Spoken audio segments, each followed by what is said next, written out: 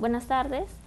Soy la doctora Rojas Aldaña San Michel, trabajadora del Hospital Almenara. El tema a tratar el día de hoy es actualización de clínica de SARS-CoV-2 y en qué momento empieza la insuficiencia respiratoria. Como método recordatorio, mencionar, ¿no?, que en el 2019 en la ciudad, específicamente de Hubei, es donde se inició los primeros casos de SARS-CoV-2.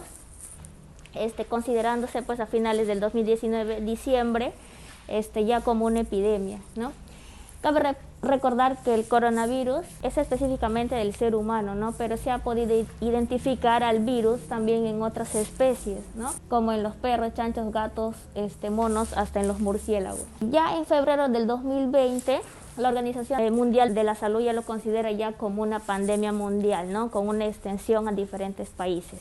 En cuanto a la epidemiología, mencionar que hasta el día de hoy se ha podido confirmar 245 millones de casos, ¿no?, a nivel mundial. La transmisión, como les mencioné, pues específicamente en varios estudios se ha podido identificar que es de persona a persona, ¿no? No es de animal a persona, ni viceversa. ¿Cómo es el método de transmisión? Principalmente se ha podido identificar por la cercanía y por la duración, ¿no? La Organización Mundial de la Salud lo considera un límite de 1 metro. El Centro de Infecciones a nivel de Estados Unidos lo considera un límite de 2 metros, ¿no?, para el periodo de transmisión. Mientras más cerca estés a una persona pues con SARS-CoV-2 y mientras más tiempo sea la duración de la exposición, pues la posibilidad es mayor para adquirir la enfermedad. Y el contacto pues en ambientes cerrados. El periodo de infecciosidad menciona que es 2 días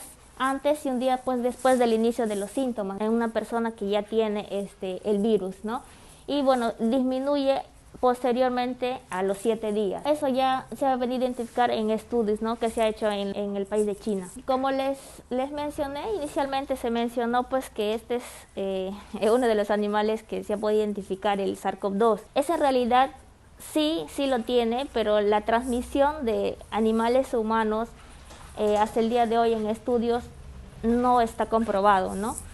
Pero de que tiene el virus, sí lo tiene. Y en cuanto a los seres humanos, no se puede visualizar bien acá la composición del SARS-CoV-2, pero se menciona principalmente proteínas, ¿no?, que ya se puede identificar la proteína N, la proteína S, la proteína que tienen la capacidad de propagarse, principalmente las proteínas picos, que son las N, que son en la parte del núcleo, ¿no?, donde se contiene el ARN como tal del virus, ¿no? Esto es su composición principal, es un ARN el virus. Su transmisibilidad pues hasta el día de hoy es alta. ¿En qué momento comienza la ira?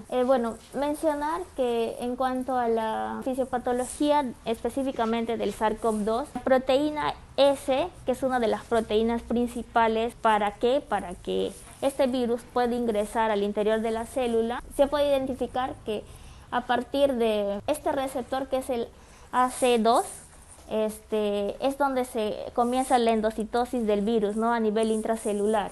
Y bueno, posteriormente a ello ya comienza todo lo que es reacción de marcadores inflamatorios, no todo lo que es citoquinas, interleuquinas, todo lo que ya se conoce como la fisiopatología como tal del SARS-CoV-2. Principalmente en esta imagen lo que se puede visualizar es que cuando ya un paciente tiene como tal la propagación del virus a nivel intracelular, se puede identificar que el alveolo como tal hay una extravasación de líquido, ¿no?, en el cual ya imposibilita a las personas pues a presentar ya un cuadro más de hipoxemia, y llegan algunos pacientes que cursan con hipoxemia silenciosa y otros como tal ya con insuficiencia respiratoria severa, ¿no? La principal fuente de hipoxemia en los pacientes con SARS-CoV-2 pues se ha visto que es en alteración principalmente del parénquima, ¿no? Todo lo que es alteración del cuello son otras enfermedades como la miastenia, que ese es un tema muy aparte.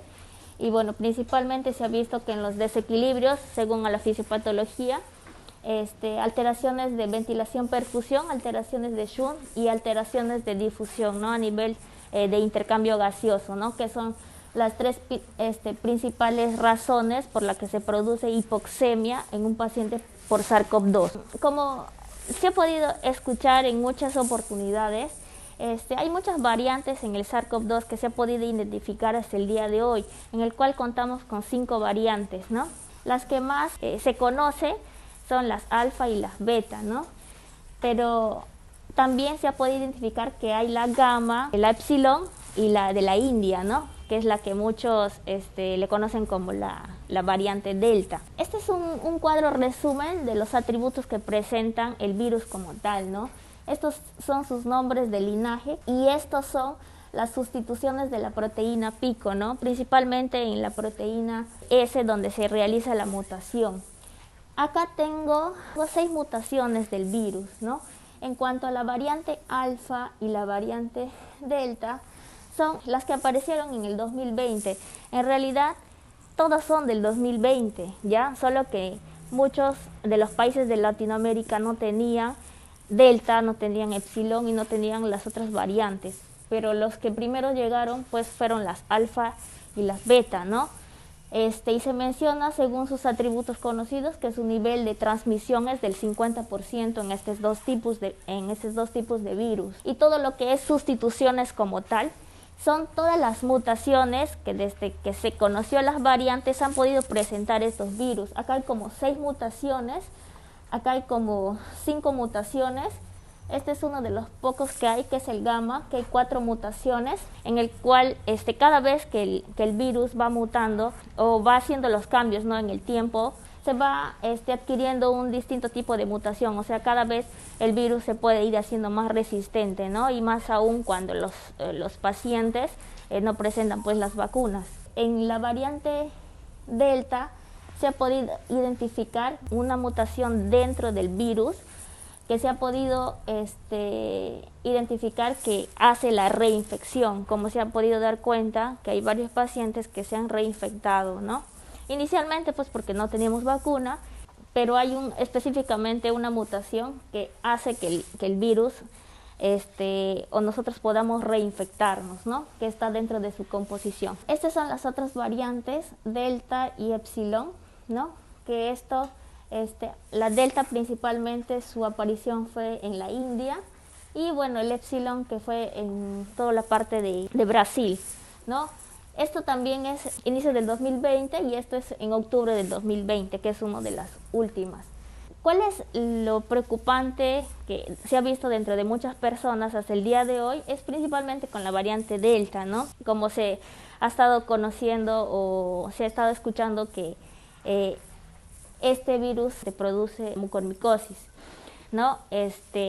Más no quiere decir pues que si la variante está aquí con nosotros, todos tengamos esa misma clínica o esos mismos síntomas. Tiene un factor de riesgo principal que posteriormente a ello les voy a explicar. Las manifestaciones clínicas casi se han mantenido dentro del rango establecido, no se ha alterado mucho, excepto la variante delta, que es el de la India, que se ha podido identificar pues que tiene sus características principales, ¿no? Pero se ha visto en general que dentro de las 5 variantes, el 33% más o menos de las personas son asintomáticas, ¿no? Y bueno, el resto puede hacer una infección leve hasta una infección ya pues cursar con una enfermedad ya grave. Principalmente el 81% como enfermedad leve, un 14% como enfermedad grave, en el cual ya incluye todo lo que es disnea, hipoxemia, ¿no?, alteración a nivel pulmonar, más del 50%. Y como enfermedad crítica, pues un 5%, ¿no? Y su índice de letalidad pues del SARS-CoV-2, según los reportes, es 2.3%, ¿no?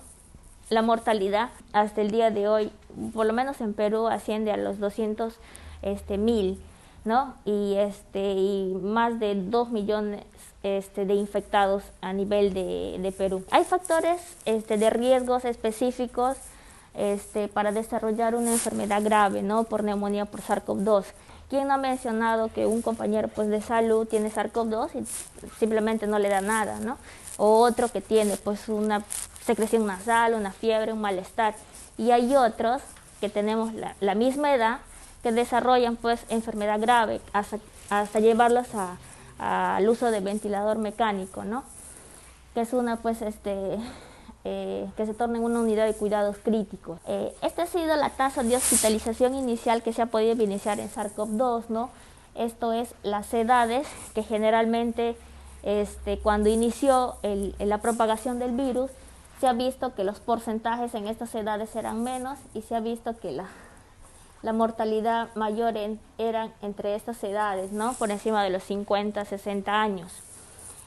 Bueno, hasta el día de hoy pues se está viendo que la afectación ya no solo es específico de un grupo etario, ¿no? Se ha visto que ya hay varios jóvenes entre los 20 y los 30 años que están haciendo enfermedad grave, principalmente por los factores de riesgo que tiene y por los factores genéticos que se ha visto que influyen mucho para desarrollarlo. Últimamente, pues en los pacientes pediátricos que se está viendo que la afectación ha ido en ascenso, ¿no?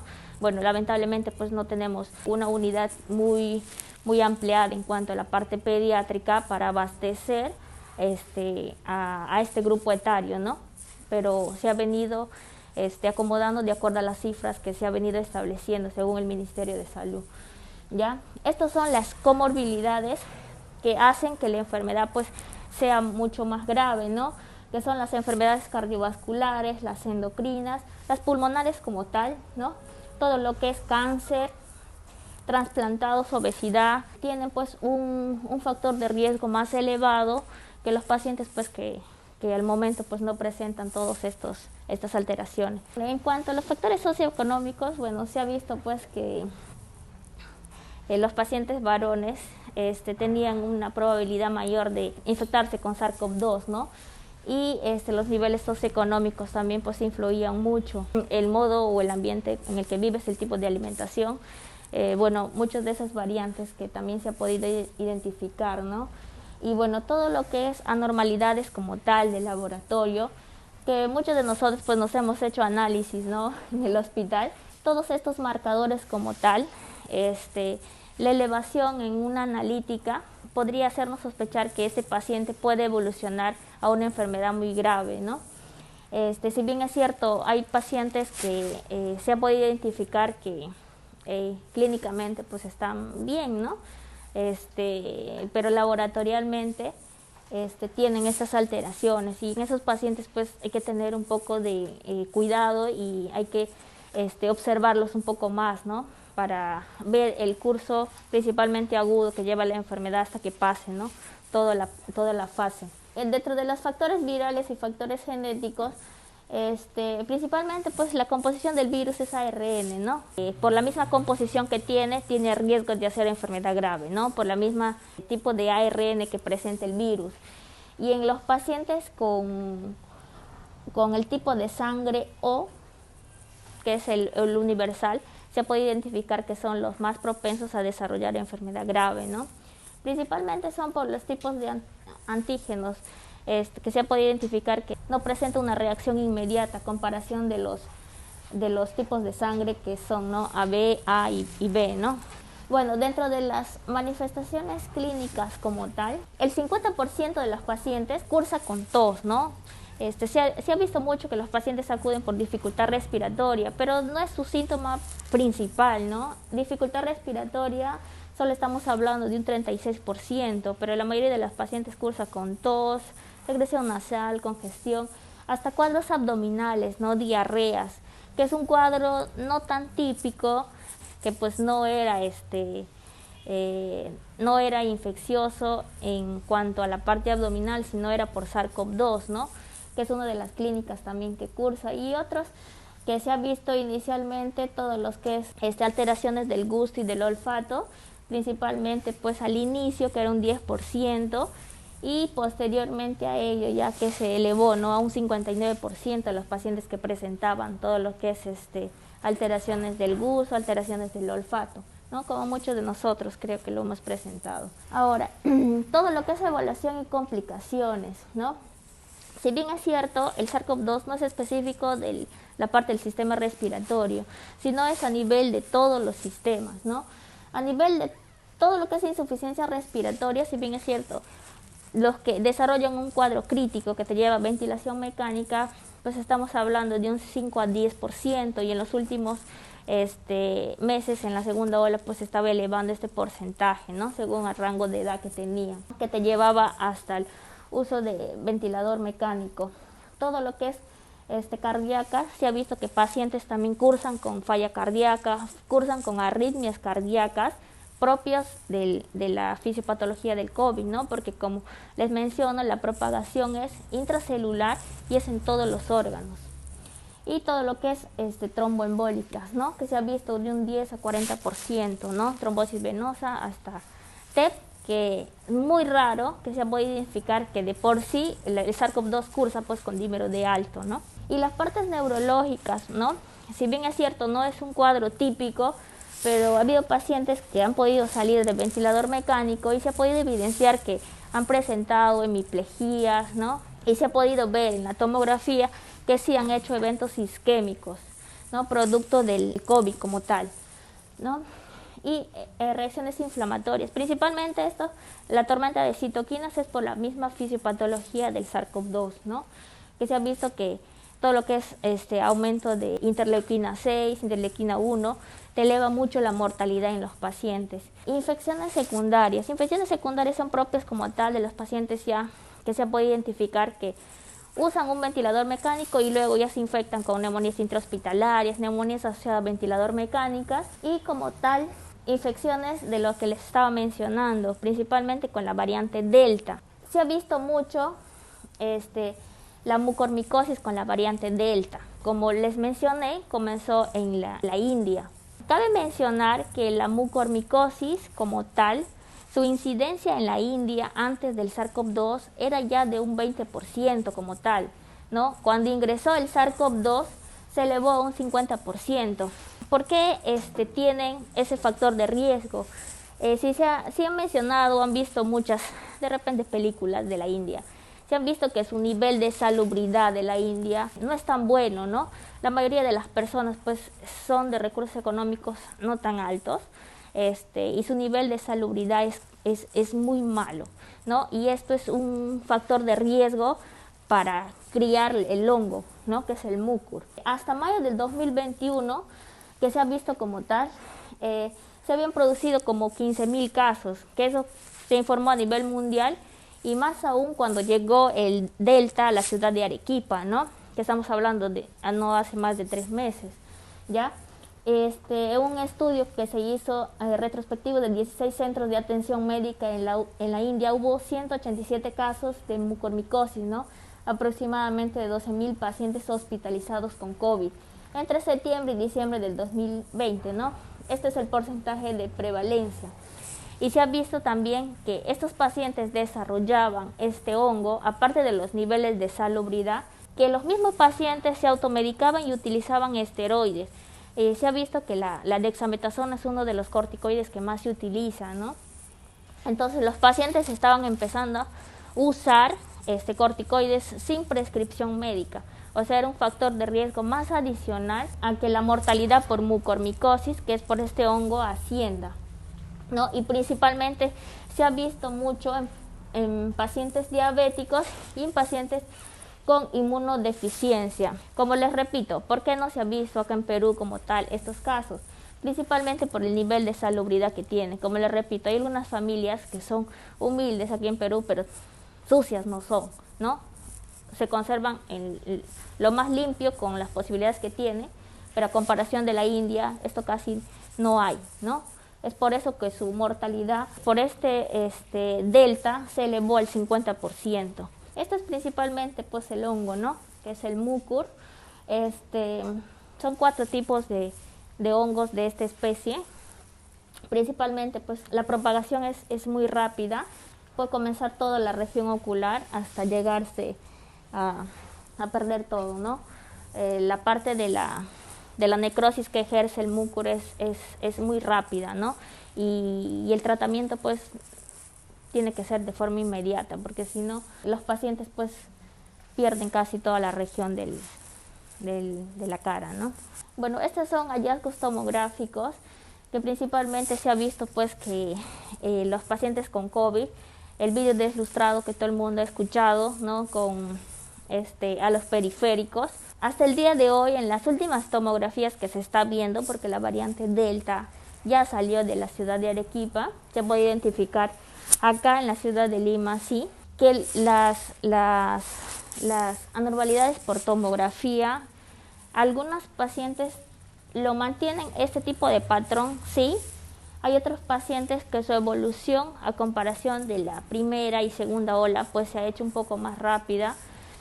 Estamos hablando de pacientes que por la edad son pacientes más jóvenes, y los pacientes con alteraciones tomográficas se ha visto pues que al segundo o al tercer día la propagación de esos pequeños halos periféricos se ha extendido de forma muy rápida, ¿no? O sea, la extensión a nivel pulmonar, pues la velocidad a comparación del inicio pues ha aumentado, ¿no? Hay pacientes que mantienen los deslustrados, y otros pacientes que evolucionan de forma rápida y de forma crítica al uso del ventilador mecánico. ¿Ya? Este es en rayos X de tórax, pero el más específico pues tomografía, ¿no? Bueno, este es todo lo que es correlación tomográfica y ecográfica, ¿no? Si bien es cierto, la ecografía no es uno de los métodos que utilizamos, pero es el más barato que hay, ¿no? Es el más cómodo, es el más rápido. Y estas son las correlaciones según la tomografía, ¿no? Cómo se puede observar los diferentes patrones. Como comenzó en la India, todo se propagó en la parte de Europa, y posteriormente a ello se extendió en la parte de Sudamérica, ¿no? Inicialmente, pues, hubo en Honduras, hubo en Brasil, y ya posteriormente a ello, pues ya llegó por acá, ¿no? Por Perú. Estas son las variantes Delta que se han reportado desde enero hasta el mes de junio del 2021 acá en Perú, ¿no?